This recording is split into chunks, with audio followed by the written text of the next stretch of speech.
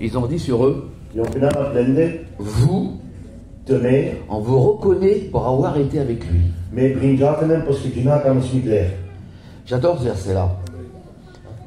J'aime bien ce verset-là.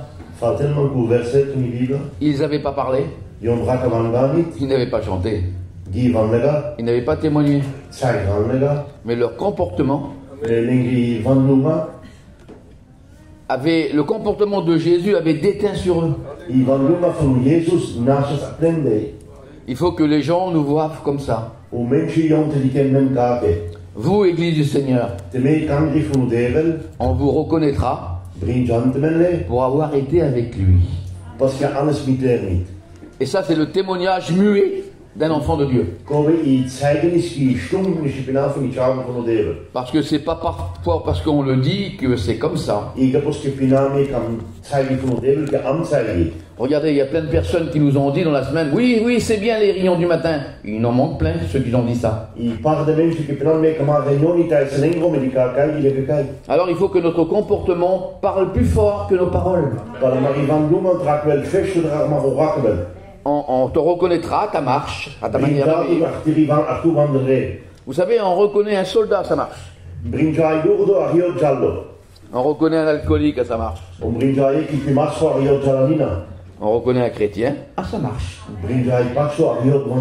Regarde, disait la femme, je reconnais que c'est un homme de Dieu. Alors notre comportement doit parler plus fort que nos paroles. Quand on reçoit quelque chose, alors on doit le partager aux autres. La Bible nous dit que nous sommes revêtus d'un vêtement blanc. Et les gens nous reconnaissent à ce vêtement que nous portons. Je t'ai revêtu d'un vêtement blanc.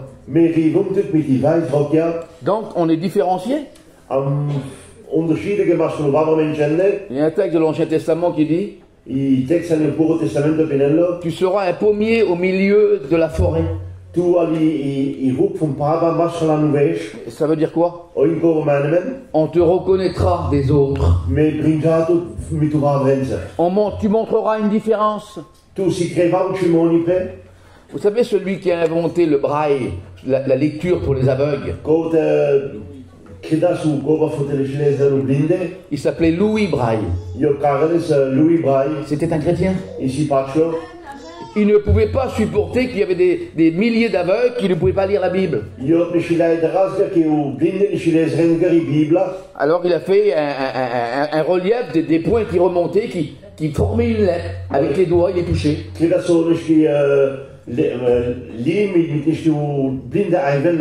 Touché à un A.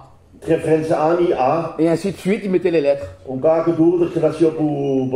Il a inventé une Bible pour que les gens la lisent. C'était un chrétien. On a tous un portable aujourd'hui. Vous savez qui c'est qui a inventé le premier portable? Un chrétien. Il s'appelait Samuel Morse. De là qui vient le texte en morse. Premier téléphone. C'était un chrétien. Vous savez qui c'est qui a inventé le premier vélo? Un chrétien d'une église d'Angleterre. Dans les années en arrière, la plupart des gens à peu près avaient un cheval. Mais le pasteur de cette église n'avait pas de cheval. Alors il visitait tous les chrétiens à pied, des dizaines de kilomètres. Et lui, il ne supportait pas que son pasteur avait rien pour se déplacer. C'est lui qui a inventé le premier vélo. Un chrétien. Une différence. On ne vous demande pas d'inventer quelque chose. On vous demande d'avoir un comportement de chrétien. Une marche d'un enfant de Dieu. Rappelez ce qu'ont dit encore les païens sur Pierre. Toi, on te reconnaît Pour avoir été avec lui, ton langage te fait reconnaître. Donc, un langage, aussi d'un chrétien, ça se reconnaît. C'est pas des mots grossiers qui doivent sortir. Parce que de la source, il ne peut pas sortir deux eaux différentes.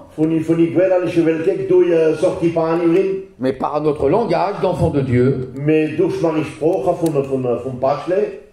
on doit nous reconnaître. Ce n'est pas parce qu'on te provoque que tes ongles doivent pousser. On n'est pas appelé à ça. C'est pas parce qu'on va vous marcher sur le pied qu'une colère va venir.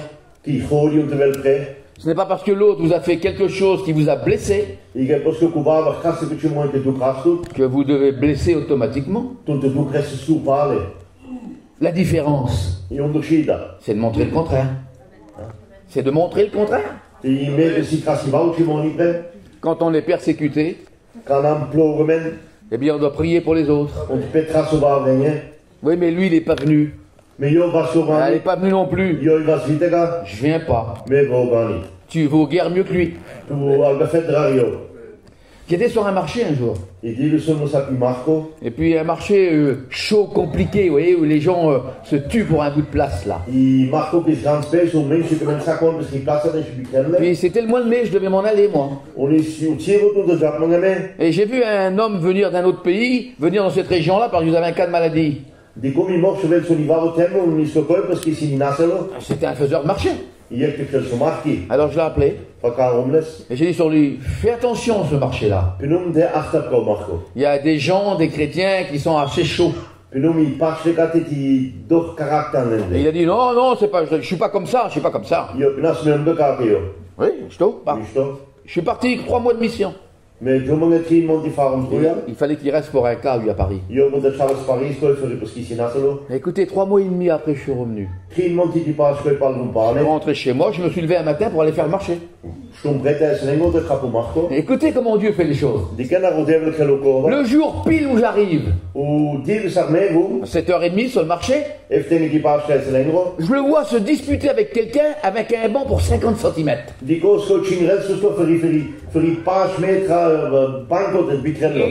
criait avec l'homme, t'as pris plus, c'est moi qui ai pris plus. Et puis bon, c'était plus qu'un chrétien, si vous voyez ce que je veux dire. Alors j'attends que ça se calme. Et puis 1 heure ou 2 après, je vais le voir. Ah, t'es arrivé? Oui, je suis venu comme ça et comme ça. Qu'est-ce qu'il y a eu tout à l'heure sur lui? Tu t'as disputé avec le frère là? Bah oui, c'était ma place et puis là, il a mordu sur ma place. J'ai dit, tu te rappelles ce qu'on a parlé tous les deux il y a 3 mois en arrière? Je t'ai dit faire attention. Et il m'a répondu ça. Si on se laisse faire, le monde nous monte dessus. Je lui ai dit peut-être oui. Par contre, tu es devenu comme eux. Et nous ne sommes pas appelés à devenir comme les autres. On ne doit pas rendre le mal pour le mal. Et vous savez, le plus litigieux, le plus dangereux dans cela, des fois ça peut arriver même dans nos foyers. Pas si important, mais ça vous est arrivé de faire la gueule à l'autre,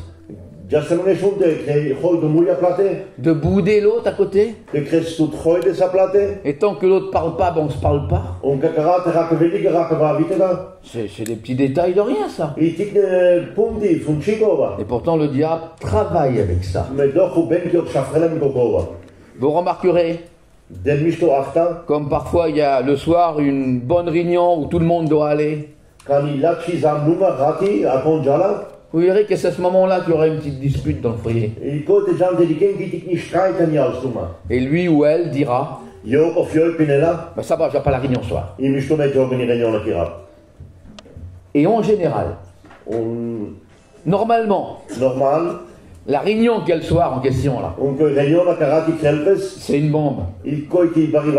Vous écouterez les gens dire, si vous saurez la réunion qu'il y a eu le soir, et toi pour un rien, t'es tombé dedans. On n'a pas cité le mot péché là, hein? Non, non. Des petits détails de rien qui peut nous empêcher d'avancer en Dieu. Un détail. Une petite poussière de rien dans ma montre. Je suis plus à l'heure. Une petite erreur technique d'un avion. Et l'avion s'écrase. Un petit clou de rien dans un pneu. La voiture renverse. Un rien. Le diable travaille avec rien. Parce que s'il viendrait avec des cornes, on le verrait tout de suite. Ah non, je veux pas ça. Mais sous le couvert des circonstances, par une situation, par une froideur entre l'un et l'autre, le diable se régale avec ça. Vous voulez que je vous donne un tuyau pour éviter ça? Que ça m'est arrivé. Tous ces petits détails qu'on parle là. Moi, Sabrina fait partie beaucoup de mon ministère. On chante ensemble dans mon ministère. Eh ben, très souvent, quand on faisait une réunion de chant tous les deux, très souvent avant la réunion, c'était la dispute. Pour rien, une cuillère, une fourchette. Et tant que je tombais dedans, tant que le diable me le présentait. Alors un jour, le voilà le tuyau. J'ai tombé sur le livre des Proverbes. Et qui dit ceci: avant que la dispute s'anime, retire-toi. Va-t'en. Désamorce. Et si tu fais ça une fois, deux fois, trois fois, quatre fois, et que tu ne retombes plus dans ce piège-là, le diable te le présente plus. Le diable te présente que tu tomberas dedans chaque fois. Attention, il ne faut pas chercher toujours le même qui s'en va. Hein? Une fois elle, une fois lui. Mais quand vous aurez décerné ça, le diable vous ne présentera plus. Quelle importance. On voit un foyer ensemble. Luc chapitre 2, verset 43, vous connaissez ce verset-là. C'est Marie et Joseph. Un jour de la fête de Pâques, dit la parole de Dieu. Et ils sont montés à Jérusalem. C'était pour une fête. Pas une épreuve, pas une difficulté. Hein? Une fête. Parfois le diable vient pas dans les mauvais moments. Parce qu'il sait qu'à ce moment-là on s'approche de Dieu nous. Il vient quand tout va bien. Quand on est peut-être trop sûr de nous-mêmes. On risque d'oublier certaines choses. C'était une fête. Et quand ils sont arrivés à la fête, non seulement c'était le moment de rencontrer Dieu, mais la famille, les amis. Un bon moment. Et ils ont resté, dit la Bible, 3 jours. Et il y avait avec eux Jésus. Jésus était chez eux, dans son foyer. Et c'était une chose terrible pour eux. Quand Jésus est venu naître chez eux, Jésus est la joie, le bonheur, la paix, on est d'accord. Donc ce foyer vivait de la paix, de la joie de Jésus qui était au milieu d'eux. Rappelez-vous de votre nouvelle naissance au Seigneur. Jésus était partout. La prière, les moments avec les autres, rappelez-vous. Et je suis convaincu que pour Marie, cette nouvelle naissance de Jésus dans leur foyer, c'était la joie, le bonheur. Joseph ne le voyait pas une minute. Où Jésus die ganze kijk minute aan het Marie, où est Jésus? Je bent eens Marie kijken hoe Jésus. Là, il est là, à côté. Il est là, il est Rappelez-vous de votre nouvelle naissance. Jésus. Jésus là, Jésus là, Jésus là. Où Jésus is door Ivraler. Partout Jésus. Ivraler où Jésus. Avec le temps. Met het siro. Avec les années qu'on passait. Met het weggegaan durch. Quand ils sont revenus de la fête, dit la Bible. Kan er wel een paar van de feest gaan? Ils avaient oublié Jésus. Bistranen ou Jésus. On peut oublier Jésus? Dus je bistrouw Jésus. Par un moment de joie, de fête, de communion, d'amis. Durch die vrijdag met de Et la Bible nous dit qu'à ce moment-là, le foyer a commencé à crier ensemble. Ben, ça court le sûr. Marie, c'était toi qui gardais le petit. Mais non, je croyais qu'il était avec toi. Mais non, c'était toi. Quand il n'y a plus Jésus, il y a la dispute. Et l'histoire nous dit quand ils sont arrivés devant Jésus, imaginez-vous, 3 jours. Ils l'ont cherché 3 jours. Ça vous est arrivé de perdre un enfant dans un magasin quelques minutes? Quelle panique. 3 jours. Et quand ils sont arrivés devant le temple, il dit on te cherchait avec angoisse. Ah oui, quand il n'y a plus Jésus, il y a l'angoisse. Et il y avait là la dispute, l'angoisse dans le foyer parce qu'il n'y avait plus Jésus. Je pense que vous comprenez ce que je veux dire. Il faut que nous fassions attention. On peut avoir des moments de difficulté, ça peut arriver. Mais quand on vit 365 jours dans la peur, dans l'angoisse et la dispute, ça fait longtemps que Jésus est vu. Alors quelle est la place qui lui est due? Il l'avait oublié. Elle pensait qu'il était avec lui. Et lui, il pensait aussi différemment. Vous savez quel était le seul moyen de retrouver Jésus? C'est de retourner où il l'avait perdu la dernière fois. Et c'est vrai que la Bible nous apprend à aller de l'avant à l'avant. Mais parfois, pour avancer, il faut reculer. La Bible dit, regarde tes pas derrière. Seigneur, c'est vrai, ça n'a pas été terrible ça. C'est pas possible que j'ai marché comme ça. Et on sort en arrière. Je veux plus faire comme ça, je marcherai mieux devant. On a besoin de se souvenir. Un souvenir, dit la parole de Dieu. Eux, ils l'avaient oublié. Alors ils commençaient à manquer de paix dans le foyer automatiquement. Hein. La peur s'était installée. L'angoisse s'était installée. Il manquait plein de choses. Et la principale, c'était Jésus qu'ils avaient oublié. Oublier se traduit aussi par négligence.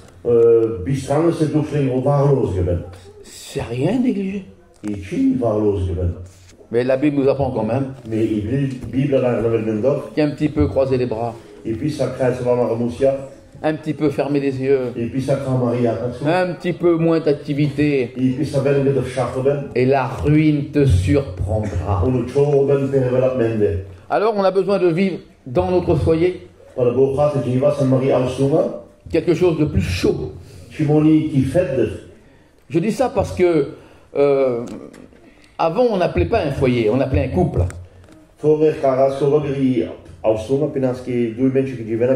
Vous savez d'où vient le mot foyer? D'un feu. Le feu dans la maison, on mettait du bois dedans. On appelle ça un foyer. Parce que un, il apporte de la chaleur. 2, de la lumière. Et il réchauffe. Et les gens ont traduit ce mot d'un couple, un foyer, eh bien, il doit attirer toute la famille autour, le couple, pour éclairer et pour chauffer.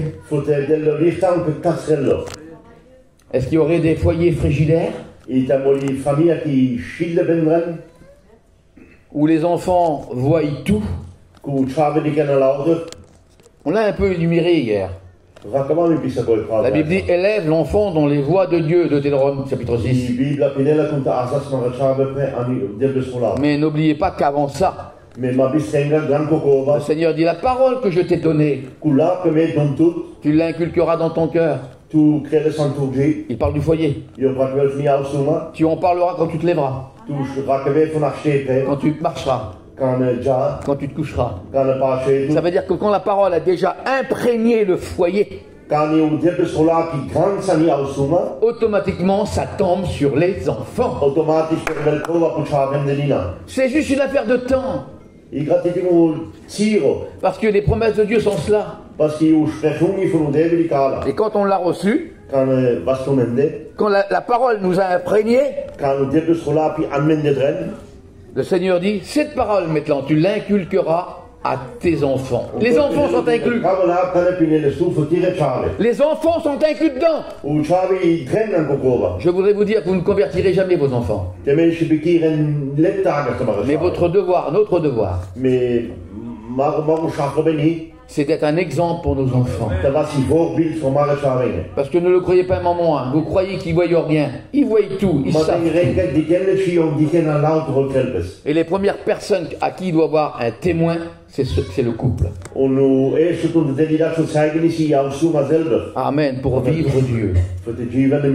Alors tâchez de ne pas l'oublier à la maison. Vivons Dieu chez nous. Il y a un homme dans la parole de Dieu qui juste malheureusement n'a pas vu Jésus chez lui. C'est écrit dans 1 Samuel 29. C'était le roi David. J'étais un petit peu choqué quand j'ai lu ça. Il avait une armée. Et puis il est allé combattre avec une armée pour aider les autres. Pour aider. Ils avaient fait un compromis ensemble. Si un jour vous avez besoin de nous, on viendra. Si vous avez besoin de nous, nous viendrons. Et puis il avait été combattre avec son armée. Et dans le verset, il était reconnu comme un homme de Dieu. Et quand il vient dehors pour combattre dehors, le roi dit à un de ses capitaines, je ne veux pas que David combatte avec nous. Dis-lui qu'il retourne chez lui. Et le capitaine dit, parce que David dit, mais qu'est-ce que je fais? Et le capitaine dit sur David, je sais que j'ai rien à te reprocher. Écoutez, je sais que tu es un homme droit. Mais mon roi veut pas que tu combattes. Et il m'a dit de te dire, retourne chez toi promptement. Dis-lui qu'il s'en va vite. Rien n'est écrit au hasard dans la parole de Dieu.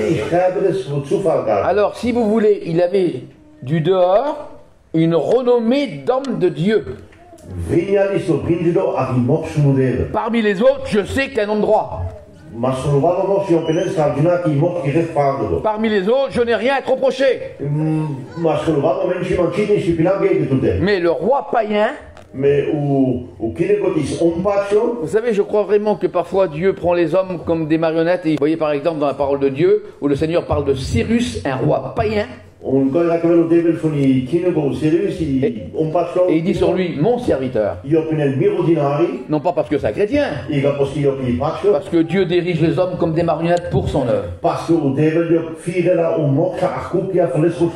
Et là, il prend ce roi et il dit, renvoie-le chez lui, renvoie-le chez lui.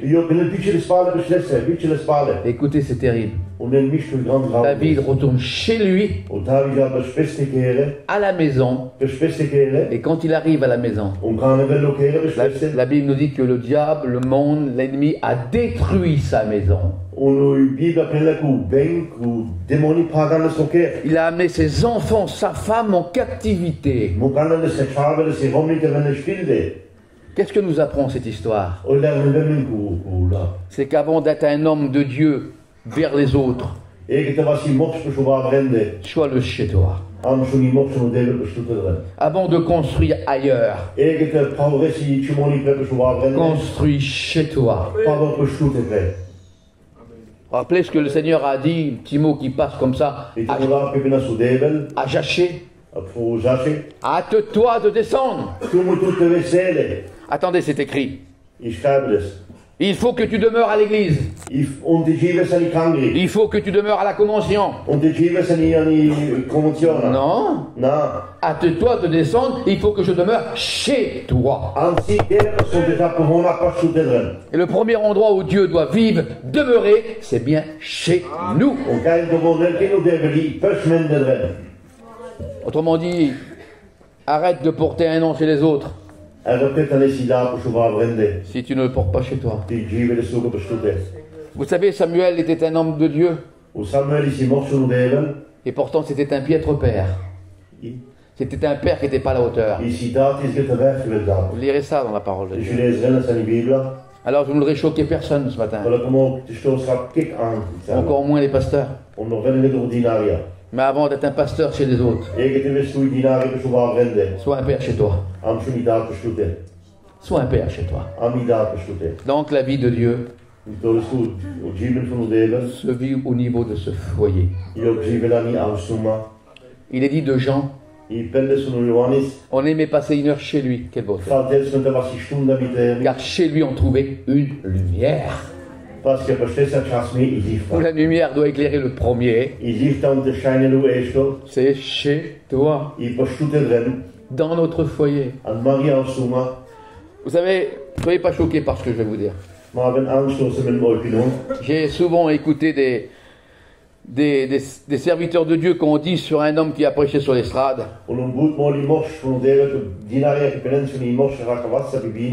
Quel homme! Il est venu là sur l'estrade. Il a prêché un message. Message béni. J'en doute pas un instant.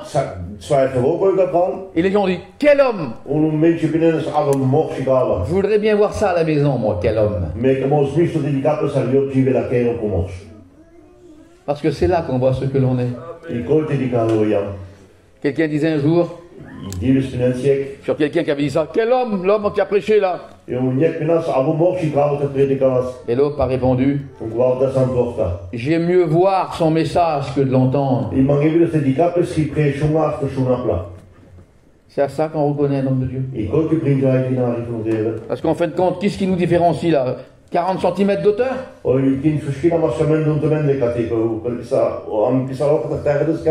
Ça dure une heure, ça. Pas plus. La vraie vie de Dieu, c'est là-bas. Vous savez, mon ministère, c'est ma veste. C'est un don que j'ai reçu. C'est une veste. Mais ce qui fait mon ministère, c'est ma vie avec Dieu. Ça, fais ça. Parce que ça, c'est pour une heure. Ça, c'est pour toujours. Vivons Dieu chez nous. Amen. Toujours.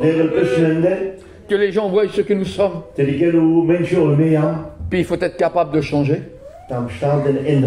Vous savez, pour écrire une nouvelle page, il faut tourner l'ancienne. Il y a eu des mauvais moments. T'as monté plus là-dessus. Vous avez passé des mauvais moments. T'arrêtes plus là-dessus. La Belgique, vous avez passé des mauvais moments. Je vous en prie, tournez la page. Dieu veut écrire quelque chose de nouveau. C'est plus la peine de se lamenter. Dieu a préparé de nouveau pour vous. Et c'est là-dessus qu'il faut miser. Le diable veut ressasser le passé. Le diable, il est appelé l'égorgeur. Il tue. Vous savez, il y a deux sortes de bergers.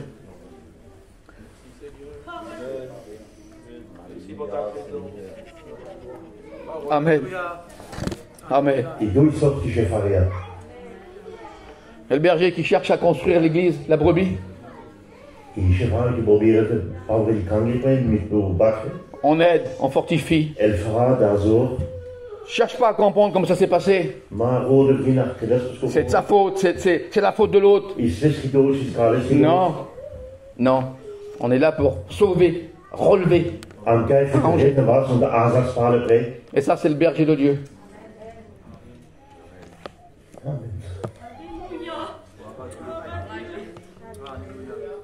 Merci Seigneur.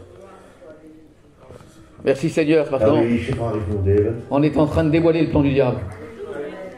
Et quand on le sait, alors on le dit. Alors s'il existe le bon berger,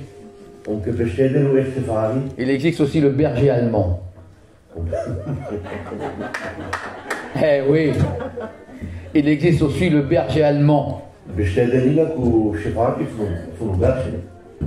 Il mord. Comme ça on dit, non? Un chien berger allemand. Hein? Parce que lui, il détruit, il mord, il tue. Et vous le savez qu'avec des mots, on peut tuer quelqu'un.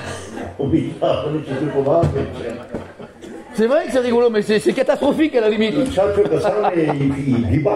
C'est catastrophique parce que vous savez que ça existe. Et il y en a qui ont des mots pour tuer. Et vous remarquez que c'est jamais ceux qui sont dans l'œuvre, c'est ceux qui sont à côté. Oui, parce que ce qui nous éloigne de nos frères nous fait parler. Arrête de voir le mal. Construis. Aide tes frères. Dieu a préparé des œuvres d'avance pour que vous les accomplissiez. Quand ils ont retrouvé Jésus, ce foyer-là, quelle beauté. Quand ils ont retrouvé Jésus, alors la joie est revenue. Amen. La joie est revenue. Le bonheur est revenu. La paix est revenue. Alors on n'a besoin que de Jésus. Et comme je disais il y a quelques jours à des frères, ça ne veut pas dire que s'il y a le bien, il n'y a pas le mal. Hein. Et parfois notre ego à nous, quand quelqu'un est devant nous, on a toujours tendance à ce charnel qui remonte là. Ça m'est arrivé plusieurs fois devant certaines situations. Le moi. Seigneur, c'est pas possible. Vous savez de quoi ça vient ça? C'est parce que des fois on nourrit plus vite notre charnel que le spirituel. Et quand tu nourris le charnel, il attrape de la force et il monte. Alors on a quelque chose à faire ce matin. Arrête de nourrir ton charnel. Nourris ton spirituel. Et celui-là remontera à la surface. Et il dominera l'autre. Vous savez, on a ce qu'en Dieu ce que l'on veut. Comment tu dis ça? Ben oui. Si tu mets sur l'autel une partie de toi-même, autel du sacrifice, hein? Eh bien, tu auras une partie de bénédiction. Maintenant, si tu t'offres tout entier sur l'autel, alors la bénédiction sera tout entière. En définitive, c'est ce que l'on offre qu'on devient.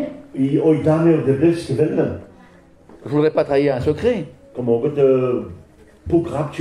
Parce que, bon, écoutez, je vais prendre un exemple pour ne gêner personne. Mais il y a des pasteurs à qui je m'y colle. Non, ça dégage quelque chose. Ça apporte de bonnes choses. Et d'autres moins. Est-ce que ça voudrait dire que le Seigneur bénit plus celui-là que celui-là?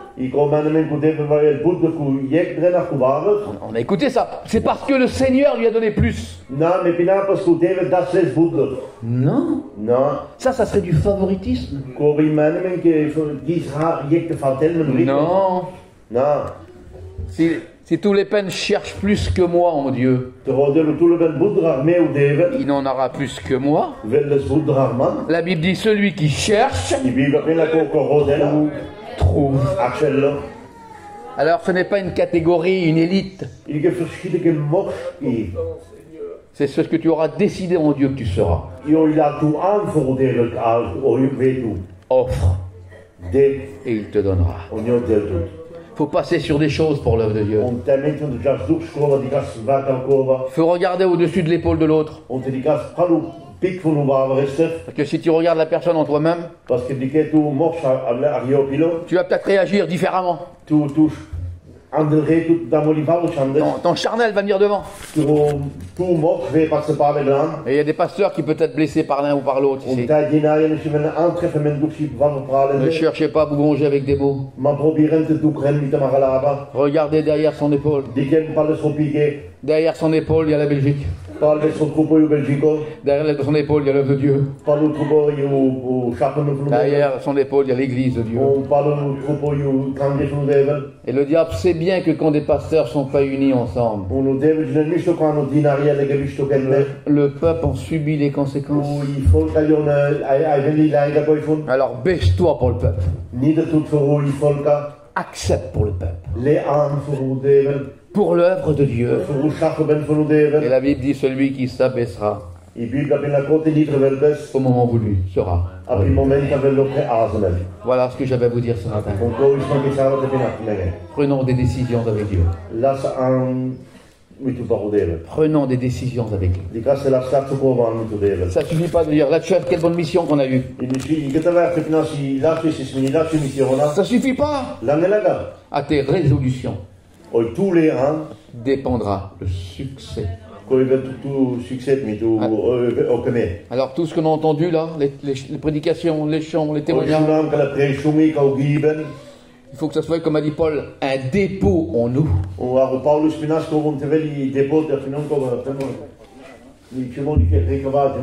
Une hangar, un dépôt, je ne sais pas comment on peut dire ça. À garder en nous. Pas dire, ah c'est bon, on a eu une bonne mission, on verra l'année prochaine. Comment le diable t'a eu? Ça veut dire que ça a rentré là, ça a sorti là? Non, il faut que ça produise. Oui, je tomberai plus dans ce piège. Je ne tomberai plus dans ce piège. Oui, je me rends compte que si j'ai plus de joie chez moi, plus de bonheur chez moi, c'est qu'il me manque quelque chose. Apprends à vivre Dieu à la maison. Jacob avait trouvé Dieu à Bethel. Bethel, ça veut dire maison de Dieu. Il avait trouvé Dieu à Bethel. Par contre, si vous lisez Amos chapitre 5 et verset 5, c'est le contraire. Le Seigneur dit, ne va pas à Bethel. Parce que Bethel, c'était maison de Dieu. Beth, maison. El, Dieu. Maison de Dieu. Et il y en a qui vivent leur vie sur là, ici, maison de Dieu. Eh bien, quand vous trouvez le livre de la Genèse au chapitre 35, on voit le même homme, Jacob, en train de faire un sacrifice. Et il dit à ce moment-là, ce lieu s'appellera El Bethel. C'est le Dieu de la maison. C'est différent. Le sacrifice, parce que dans l'Ancien Testament, c'était le lieu, l'endroit. Il y en a qui se contentent de vivre Dieu que là, à l'endroit de la mission, de la convention. Maison de Dieu. Ce qui se passe. Et bien plus tard, alors qu'il est en train d'offrir un sacrifice. Sacrifice divin. Sacrifice de Jésus. Qui font le voile en deux. Et il dit maintenant, ça sera plus maison de Dieu. Mais le Dieu de la maison. C'est différent. Il faut que Dieu soit le premier. Il faut que les gens voient Dieu dans notre maison. Puis quand on le vit nous, qu'on vient ici, qu'on parle, on est fort. Hein? On est fort. Hein? Parce que ce que l'on dit va avec ce que l'on fait. Alors, je termine avec ça. Si tu veux des choses que tu n'as jamais eues en Dieu, sois prêt à faire des choses que tu n'as jamais fait pour lui. Vous comprenez ça? Tu veux de nouveau en Dieu? Commence à faire des choses nouvelles. Et Dieu te les accordera. Vis Dieu chez toi. Seigneur, nous te rendons grâce, nous te bénissons. Merci pour ta parole qui est la vérité. Merci pour le partage de la parole de Dieu. Je te bénis pour toutes choses. Donne-nous à vivre toutes ces promesses de la parole de Dieu. Alléluia. Surtout à ne pas nous borner à l'entendre, mais à la mettre en pratique, Seigneur. Alléluia. Merci pour tous tes bienfaits. Dans le nom de Jésus. Amen. Nous pouvons prier un petit moment si vous voulez bien. Que Dieu vous bénisse. Gloire à Dieu.